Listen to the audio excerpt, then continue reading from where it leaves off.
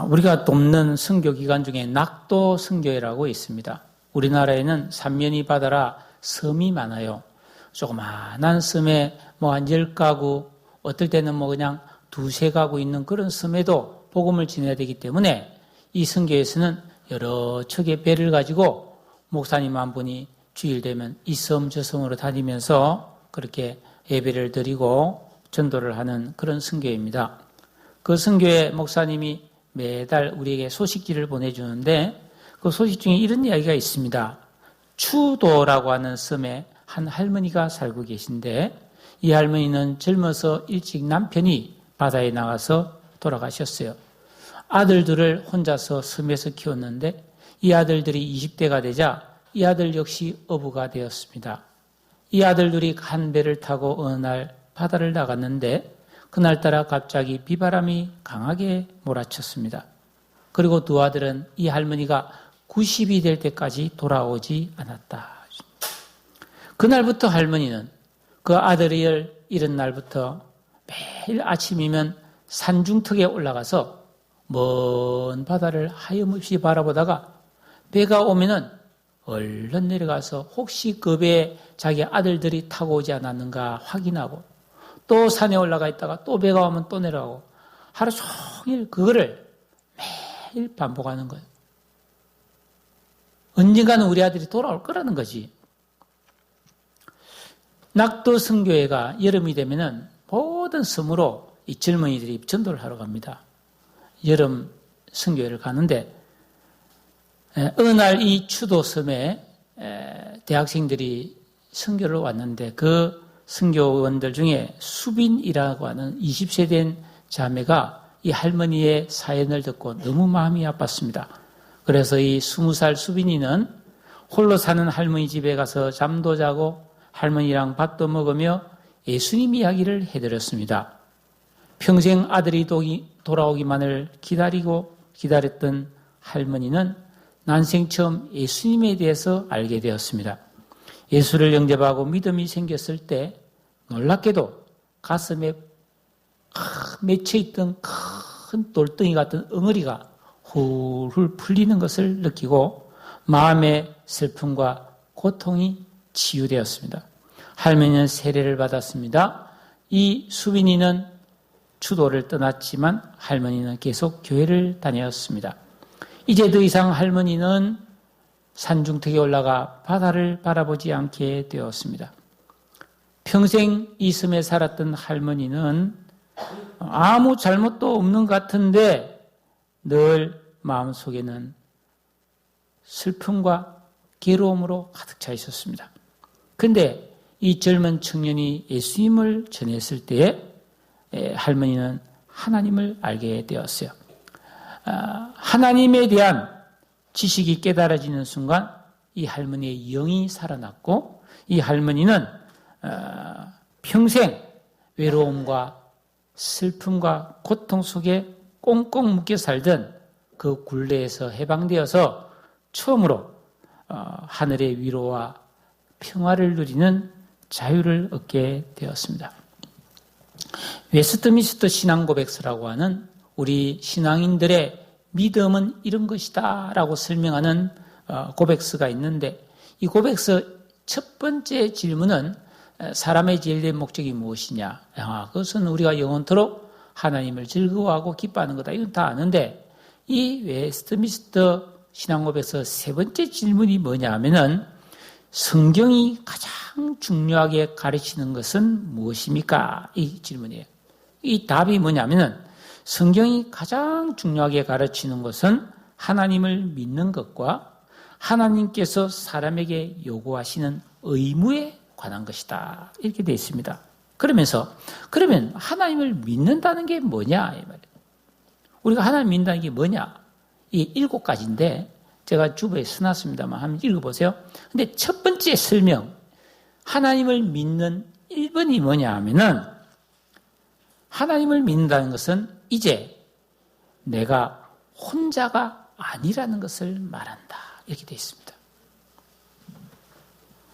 하나님을 믿으니 나는 더 이상 혼자가 아니라 내가 믿는 하나님이 나와 함께 항상 영원히 함께 계시다는 거예요.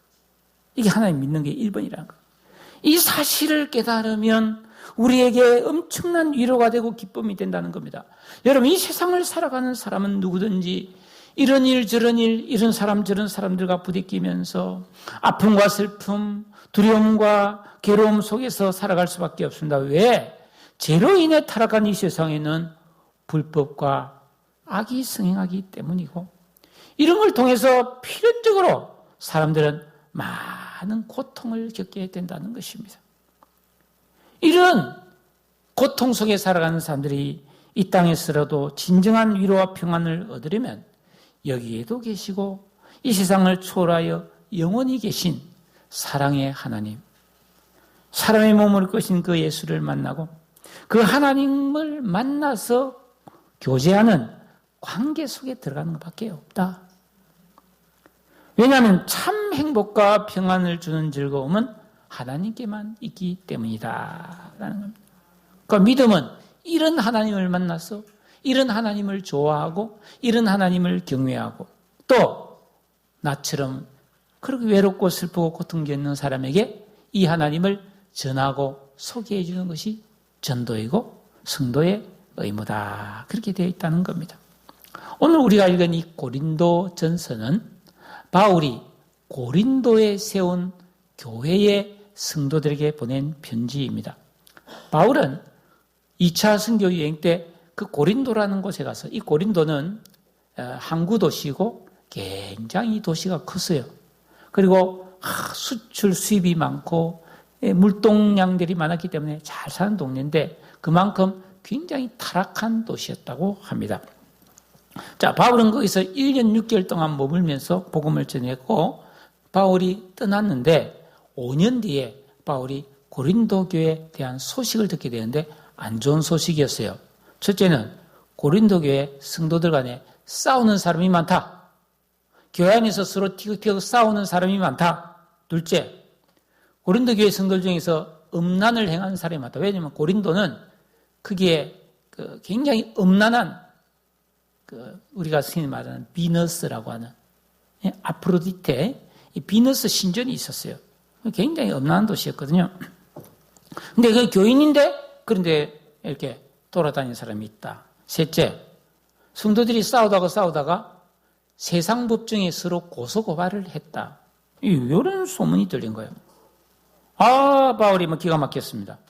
아마 이 소식을 들은 바울은 가슴을 치며 하나님 앞에 간절히 기도했을 것입니다.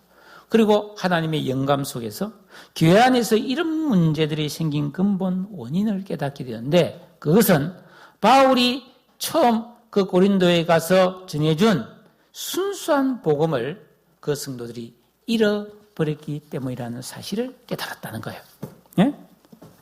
바울이 전한 순수한 복음, 그게 뭡니까? 바로 예수 그리스도에 대한 이야기죠. 예수 그리스도와 십자가에 대한 이야기였다는 겁니다. 그래서 바울은 유다서 1장 5절에 있는 것처럼 너희가 본래 모든 사실을 알고 있으나 너희로 다시 생각나게 하고자 하노라 한 이 말씀처럼 그들이 잘 알고 있다고 생각하는 예수 그리스도와 십자가에 대한 말씀을 확실하게 기록해서 보내준 게 바로 이 고린도 전서다라는 것입니다. 여러분, 성도가 예수 믿고 구원받은 후에도 이 십자가와 부활에 대해서 붙들고 그 살아계신 예수 그리스도를 내 인생의 진정한 주인공으로 모시고 진정한 영적 생활을 하지 않으면은 예수 믿지만은 내 인생에 끊임없는 어려움, 문제들, 갈등들, 사고들이 생겨나게 됩니다. 온전한 평강을 못 누립니다.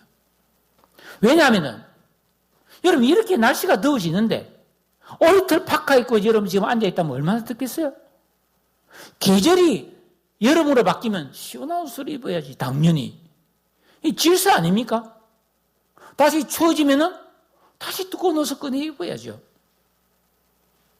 이게 질서, 하나님이 세우신 계절의 질서를 따르는 거죠. 하나님의 말씀은 우리가 인생을 살아가는 질서다 이 말이에요. 이 말씀을 어기고 말씀을 벗어나면은 문제가 생기는 거예요. 그래서 온전한 평화를 못 누리는 겁니다. 질서를 깼기 때문에. 여러분, 평화라는 거, 하나님이 내려주신 평안, 이거 하나님만 주는 거예요. 사도행전 18장에 보면 바울이 처음 고린도에 가가지고 복음을 전할 때 18장 5절에 바울이 하나님 말씀에 붙잡혀서 예수는 그리스도라고 밝히 증거하면서 11절에 보면은 1년 6개월을 그들 가운데 머물면서 하나님 말씀을 가르쳤다고 그랬어요. 이때 사도 바울이 고린도 성도들에게 열심히 1년 반 동안 가르친 말씀의 핵심이 뭐냐면 예수 그리스도의 십자가였다는 거예요. 그래서 오늘 18절에 십자가의 도라고 되어 있죠. 도 닦는다.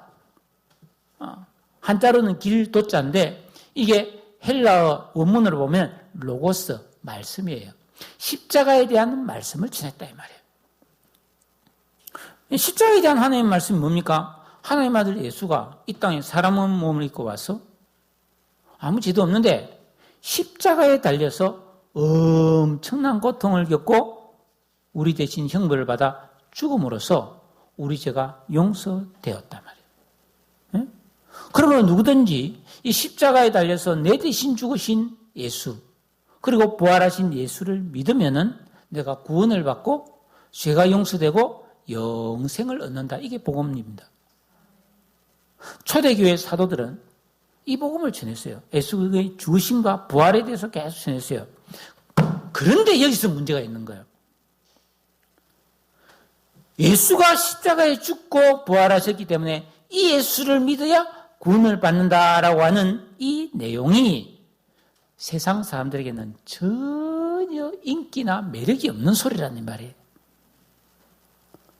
죄수가 되어서 십자가에서 사형을 당한 예수를 믿으라니까 누가 좋아하겠어요? 우리나라로 치면은 교수형 당한 사람을 믿으라? 난두돼서 목이 이게 막 그 옛날에 사회 보면 막 나니까 막 칼을 들고 막 물을 뿌리면서 춤을 추다가 막 사람 목을 팍 잘라지 않습니까? 그런 목 잘린 사람을 믿으라. 이거 누가 좋아하겠어요? 지금은 여러분 십자가가 뭐 병원도 십자가, 약국도 십자가로 해놨잖아요. 녹십자, 적십자 뭐. 그 좋은 의미지만은 이 당시의 십자가는 교수형, 올가미를 딱 걸어놓고 사람 목을 매 죽이는 교수형. 그 다음에 단두대, 이 돌 같은 데 있잖아요. 돌을 이렇게 의자 모양으로 해 기둥처럼 되는데 안고 목을 딱 대면 칼을 탁 내려 목을 탁 치면 목이 대가리가 또록 끓여서 꼬르륵 불러가는 그런 사형 틀이 있었는데 사형 중에서도 이 십자가가 가장 끔찍한 사형 방법이란 말이에요. 가장 중한 범죄자를 죽이는 사형 틀이 바로 십자가인데 이 십자가에 예수가 달려 죽었는데 이 예수를 믿어야 된다 하니까 누가 좋아하겠어요? 근데 바울은 고집스럽게 어딜 가든지 사람들이 듣기 좋을 만한 매력 있는 이야기, 예수 믿으면 복 받아요. 예수 믿으면 좋은 일이 생겨요. 그렇게 말하지 않고 십자가에 달린 예수를 믿어야 됩니다. 십자가를 믿으세요. 이렇게 막 전했다는 거예요. 응? 왜 그랬을까? 사람들이 십자가 하면 끔찍하게 여기는데 응? 우리 있지만 망나니에게 목 잘린 그분을 믿으셔야 됩니다. 이렇게 말한다면 누가 여러분 좋아하겠어요? 근데 바울은 뭐라고 말했냐면은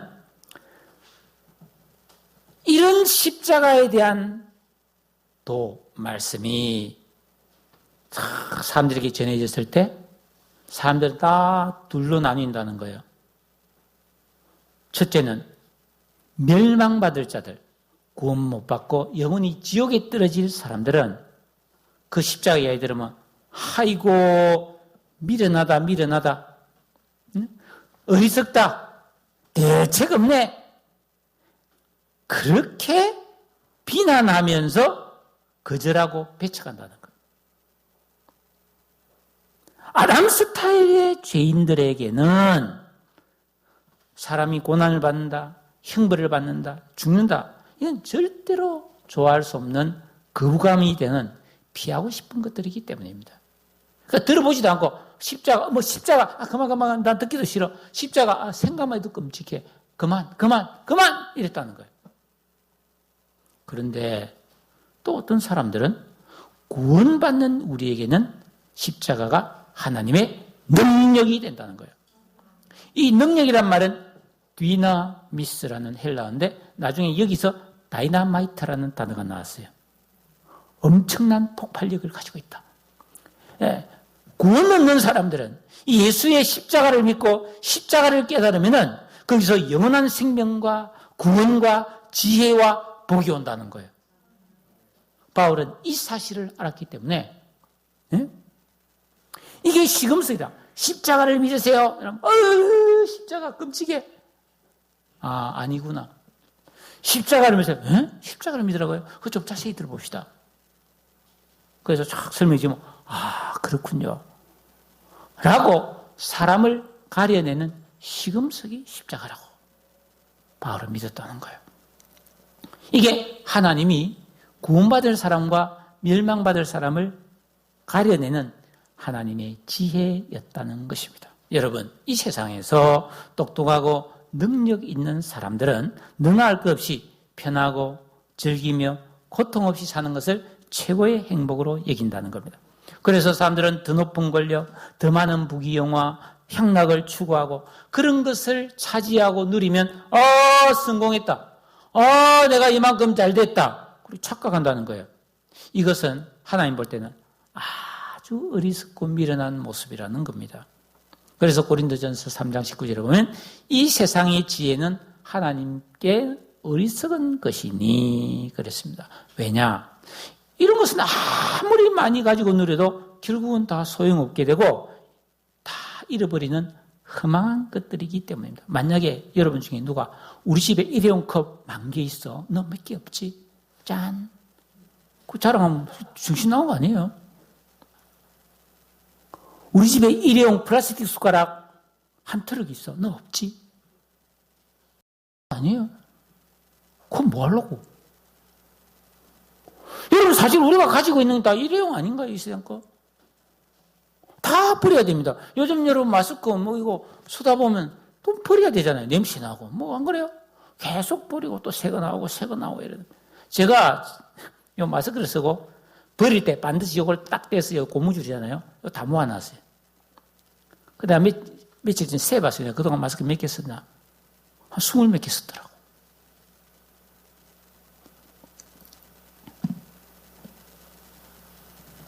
그런데도 이 세상 사람들은 이 세상에 이런 것들을 얻기 위해 몸부림치고 갈망하고 평생 그것 때문에 울고 웃다가 끝나버린다는 거예요.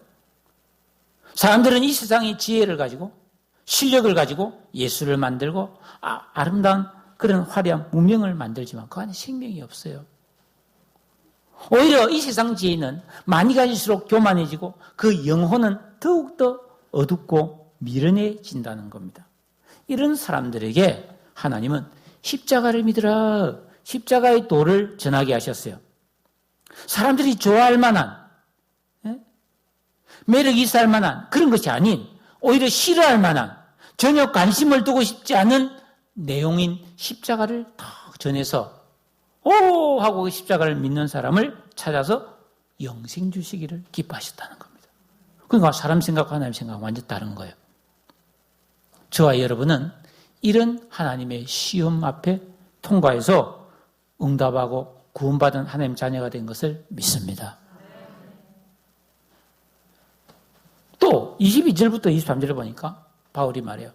유대인은 표적을 구하고 헬라인은 지혜를 찾는다. 그 당시 유대인들은 하나님께서 보내주실 메시아를 기다리고 있었어요. 그들은 하나님의 존재를 알잖아요. 엄청난 능력, 구약의 선지자들이 엄청난 기적과 능력을 행했잖아요. 그러니까 유대인들은 어떤 사람이 대단하다. 그래? 당신 그럼 표적 보여봐. 엘리야 엄청 표적을 했잖아요. 엘리사 엄청 기적을 행했잖아요. 너도 한 표적 보여봐. 표적을 좋아해서 그래서 우리가 오후 예배 시간에 봤지만은 서기관과 바리새인들도 뻑하면 예수님한테서 당신이 진짜 하나님 아들은 표적 한번 보여보세요. 자꾸 표적을 보여달라고 했죠.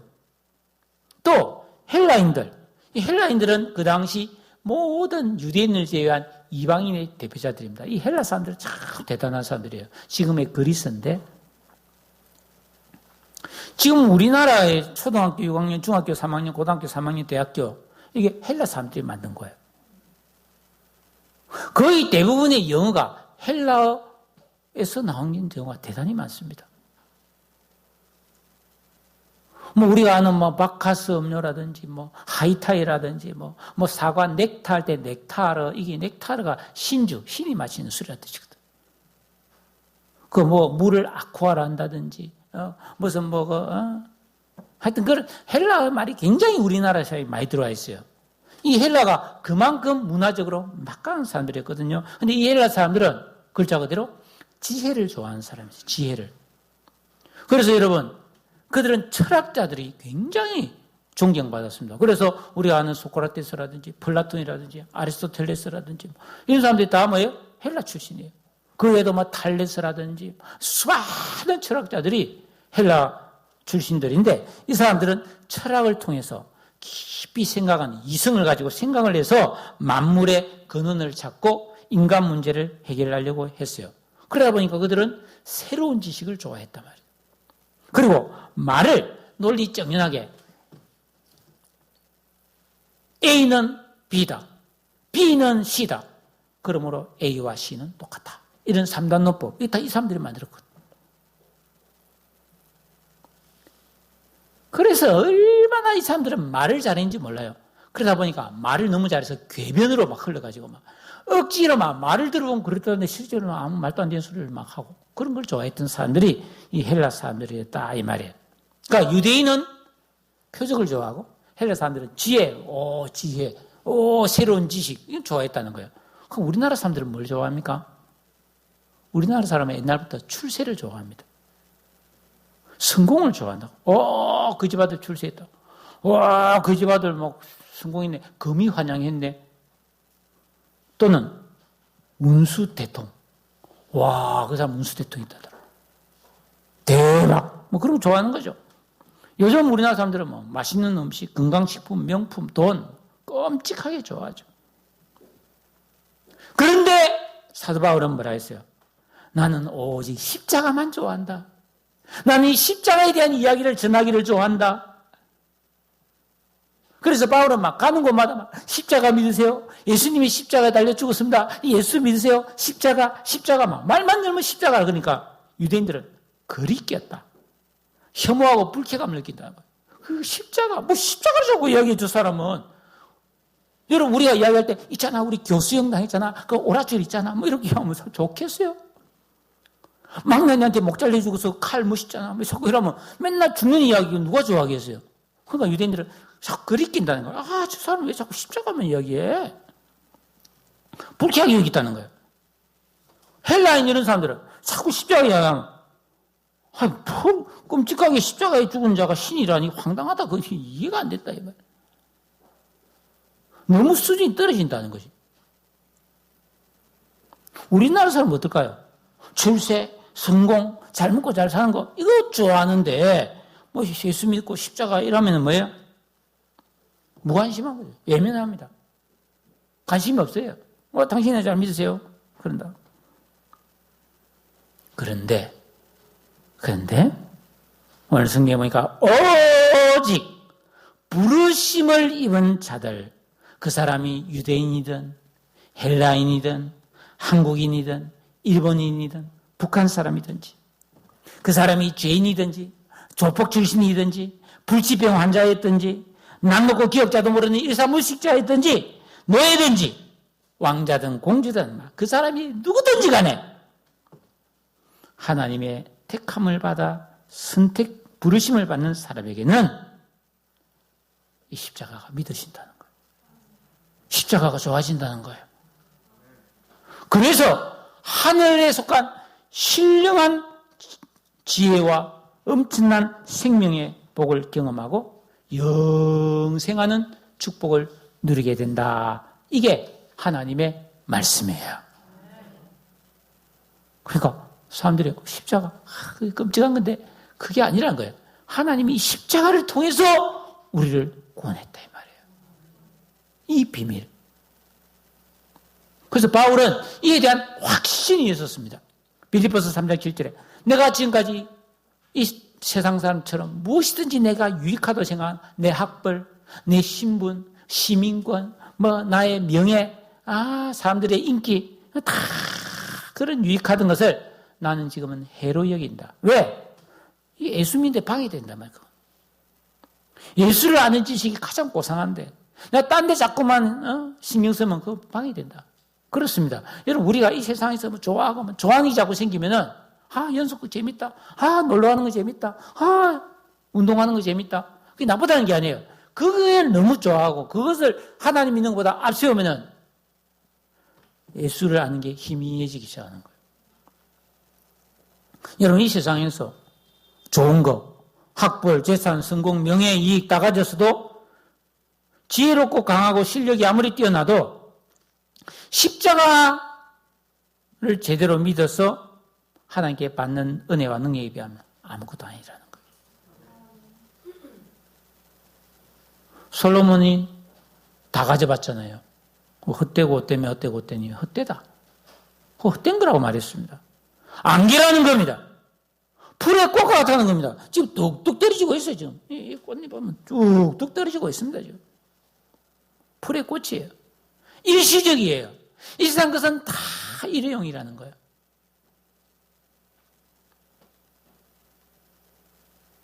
내 마스크 예쁘다고 자랑하면 며칠 있으면 버려야 되는데 똑같은 거예요. 그러면서 바울이 재밌는 말을 해요. 26절에 형제들아 너희를 부르심을 보라. 너희들 지금 예수님 믿고 부르심 받아서 지금 성도가 되었지 않냐? 너희 자신을 한번 돌아봐라. 너희들 이방인으로서 구원받고 교인이 되었는데 너희들 내가 가만 보니까 지혜로운 자가 많지 않고 능한 자가 많지 아니하고 문벌 좋은 자가 많지 않다. 더러 고린도 교회는 유력한 자가 있었어요. 고린도라는 그 도시의 재무, 재정부, 장관쯤 되는 유스도라는 사람도 예수를 믿었어요, 물론. 그런 사람도 있었긴 했지만 대부분 고린도 교회 사람들은 평범한 사람들이었다는 거예요. 오히려 이 세상에서 미련하고 천하고 멸시받고 별로 가진 것이 없는 사람들이 많았다 이 말이에요. 왜 하나님이 이렇게 하셨는가? 이런 부족한 사람들을 불러서 그들에게 십자가의 도를 가르쳐서 그들이 하나님의 지혜를 깨달아서 세상에서 소위 잘났다, 강하다, 문벌 좋다고 자랑하는 사람을 부끄럽게 하기 위해서라는 겁니다. 여러분 예수님이 제자 삼아서 불러주신 사도들도 보면 갈릴리의 주로 어부들이었어요. 여러분 어부가 이 세상에서 지위가 높고 존경받는 세상은 아무데도 없어요. 또 세리마태같이 욕 바가지로 먹는 죄인이었습니다. 그런 사람을 예수님이 불러서 제자로 삼았다는 거예요.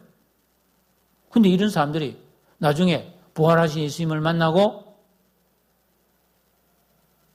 오순절에 임한 성령 충만을 받은 다음에 막 복음을 전하니까 제사장과 서기관들이 체포했어요. 더구나 베드로와 요한은 날 때부터 안전뱅이 그걸 치료해버리는 거예요. 그러면 사람들이 막 베드로와 요한 막 대단하다 그러면서 베드로와 요한 말 들으러 가니까 막 체포를 해버린 거예요. 그래서 저에서 너희들 왜 함부로 말하고 돌아다니냐? 그러니까 베드로가 뭐라냐?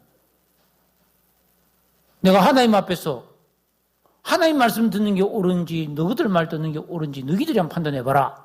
막 이러면서 막 베드로가 말하니까 사도행전 4장 13절에서 뭐라냐 하면 그들 서기관과 바리새인들이 베드로와 요한이 담대하게 말한 것을 보고 그들이 본래 학문이 없는 범인 평범한 사람을 알아들어가 이상히 여겼다.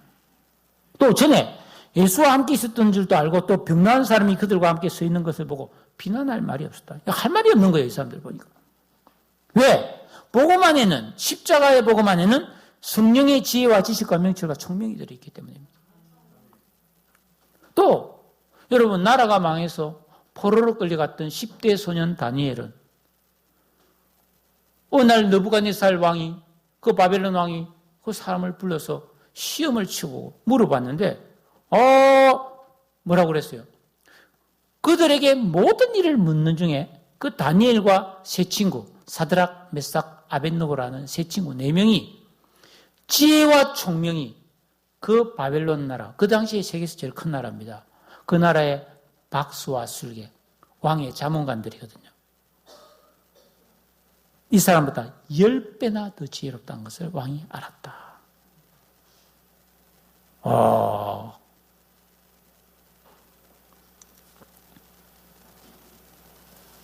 우리나라도 마찬가지 아닙니까?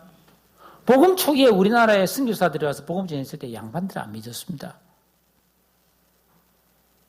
그 유명한 지금은 저 종로에 있는 연동교회 성동교회 있거든요. 그 성동교회 초대 장로는 백정, 박성춘 아닙니까? 주로 노예들, 천민들, 또 그 당시에 사회적으로 약자였던 여성들이 예수를 주로 믿었어요. 또 버려진 고아 믿었어요. 박선양인가? 우리나라 최초의 의사, 고아였잖아요. 기가 막힌 일입니다. 왜 그러면 하나님은 이렇게 하시는가? 29절 다시 읽어봅시다. 29절 시작. 아무도 자랑하지 못한 카오케세타이 스스로 자기를 높이는 것을 말합니다. 여러분, 자랑은 누가 주로 합니까? 성공한 사람, 똑똑한 사람, 능력 있는 사람, 열심히 사는 사람, 나름대로 일을 많이 한 사람이 자랑합니다. 이런 사람은 나름대로 노력을 많이 한 사람이죠. 그런데 이 사람들이 자랑이라는 함정에 빠진다는 겁니다. 이런 사람은 자신감이 지나쳐가지고요. 나는 뭐 하나님 없이도 살 수 있다고 생각하는 거예요. 하나님 없이도 난 구원받을 수 있다고 생각하는 교만에 빠진다는 거예요. 그러니까 뛰어난 과학자, 철학자, 재벌, 왕 이런 사람들은 자신을 신격화한 거예요. 내가 제일이라는 겁니다. 대표적으로 저 북한에 있는 김씨일과 그 뚱땡이들이 있잖아요. 백두혈통에 자꾸 지난 겨울에 보니까 백두산에 하얀 백마를 타고 탁탁 달리는데 보니까 신천지 이만희도 백마를 타고 탁탁 달리고 있고 우리나라에 주로 이단들 있잖아요. 예? 전부 다 백마를 타고 다니는 정신나간 사람들.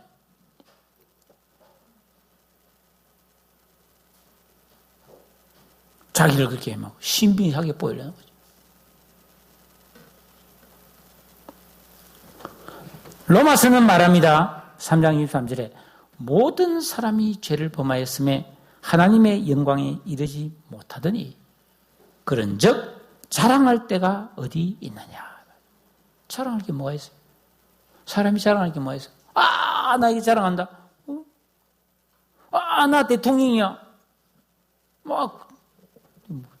한 5년 지나면 저 시골에 집 짓고 내려가야 되는데.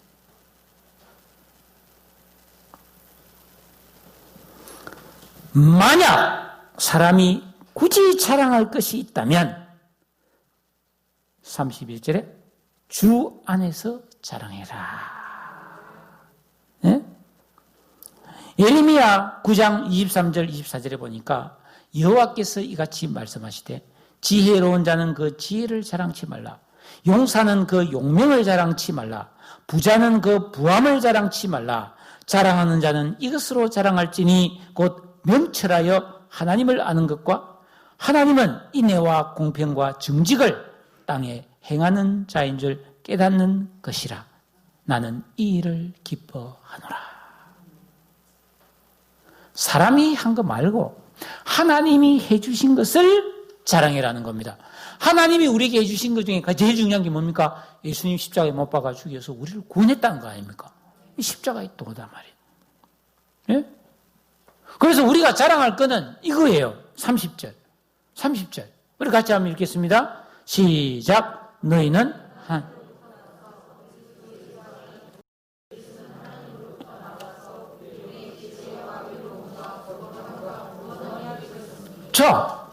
예수님은 하나님께로부터 왔어요. 우리는 예수를 믿어서 예수와 연합돼서 이제는 내 안에 그리스도께서 계시고 우리가 예수 안에 있고 예수와 연합이 됐단 말이에요. 그러다 보니까 그 예수님이 가졌던 모든 좋은 것이 내 것이 되었어요. 그게 뭡니까? 지혜와 의로움과 거룩함과 구원함이라는 거예요. 이거는 이 세상에서 돈 주고도 살 수 없고 노력해서 얻을 수 있는 것이 아니고 하나님 주신 특별한 하늘의 지혜요. 하나님이 인정하시는 의로움이요. 하나님과 함께 교제할 수 있는 거룩함이요. 죄와 사망의 법에서 해방되어서 영원한 구원의 즐거움에 들어갈 수 있는 그 구원함이라는 거죠. 이런 복을 뭐가 비교할 수 있느냐 이 말입니다. 이런 하나님께서 우리에게 주신 십자가의 은혜를 통해 주신 이런 복과 영광의 가치를 깨닫는다면 바울처럼 이 허망한 세상 것 자랑하지 않는다. 이런 하나님께 받은 거 감격하고 자랑할 수밖에 없다는 거예요. 그런데 오늘날 우리가 살아가는 이 시대는 불신자들은 말할 것도 없고 과연 예수 믿는 나는 무엇을 자랑하고 있느냐 말이에요. 자식 자랑? 학벌 자랑? 좋은 직장? 노후 대비 잘 된 거? 자랑할 수 건강한 거? 아니라는 거죠. 그렇다면 누가 이 예수 그리스도의 십자가를 자랑하는 사람이 누가 있느냐? 이거는 깨어있는 신앙이 아니면 이런 것을 자랑할 수 있는 실력이 안 된다는 거예요. 십자가를 어떻게 자랑하냐? 그래서 우리가 금요일 날 저녁에 호세아서를 보잖아요. 호세아서 제일 마지막 장 14장 9절에 이런 말씀이 있어요. 누가 지혜가 있어 이런 일을 깨달으며 누가 총명이 있어 이런 일을 알겠느냐. 여호와의 도는, 다시 말하면 십자가의 도는 정직하니 의인이라야 그 도에 행하리라. 그러나 죄인은 그 도에 걸려 넘어지리라. 의인, 승하구원의 의인입니다. 예수 믿고 구원받은 성도가 계명을 순종하고 주기도문을 가지고 붙들고 기도해서 내 마음에 있는 길가 돌과 가시밭 기경하고 갈아엎어서 예수 그리스도 안에 있는 청결한 양심이 회복되고 새 사람의 거룩한 이성과 직업과 인격과 감성이 만들어졌을 때에 비로소 우리는 이 세상 것을 좋아하고 자랑하던 허망한 자랑에서 벗어나서 십자가가 깨달아지고 그 은혜에 감격해서 그 하나님을 자랑하고 그 하나님께 영광 돌리는 거룩한 성도가 되는 것을 믿습니다. 이거 하지 않으면요, 우리는 평생 때로는 교만하다가 때로는 열등감에 빠졌다가 슬픔과 두려움과 분노, 염려, 근심을 벗어나지 못해요. 참 평안이 없다 이 말이에요. 주 안에 있는 나에게 딴 근심이 있으랴 십자가 밑에 나아가 내 짐을 풀었네. 추도에 그 90세 된 할머니가 평생 응어리진 그 무거운 짐을 다 풀고 해방된 것처럼. 여러분에게 어떤 인생의 짐이 있습니까? 십자가 앞에 풀어야 됩니다. 예수님은 십자가에 그냥 돌아가신 게 아니에요. 내 모든 슬픔, 내 모든 질병, 내 모든 사망까지도 십자가에 함께 못 박으신 줄로 믿습니다. 그렇다면 주 안에 있는 나에게 가장 소중한 것은 무엇인가? 이 물음에 여러분은 뭐라고 대답하세요? 자식, 가족, 돈, 건강? 아니요. 나에게 가장 소중한 것이 무엇인가? 내 마음이 요동칠 때 이 질문에 정답을 붙이면서 사시기를 바라요. 십자가의 도가 멸망하는 자들에게는 미련한 것이요, 구원을 받는 우리에게는 하나님의 능력, 다이나마이트가 된다 말이에요. 엄청난 폭발력을 가진다. 이 믿음을 붙들고 이 십자가를 붙들면 여러분 어떤 고난도 어떤 시련도 어떤 문제도 폭발시키고 이겨냄을 믿으시기를 축원합니다. 아멘, 아멘, 아멘. 할렐루야. 기도하겠습니다. 우리 오늘 깨달은 말씀, 십자가가 이런 것이었네. 하나님을 믿는 것은 내가 혼자가 아니라는 거예요. 그분이 나와 함께 하신다는 거예요. 이 시간 다 같이 주여, 나는 주님만 자랑하기 원합니다. 내가 받은 구원에 감격하며 살기 원합니다. 그 능력을 힘입어 살게 하여 주옵소서. 다 같이 우리 한번 기도하겠습니다. 사랑과 자비가 분수하신 아버지,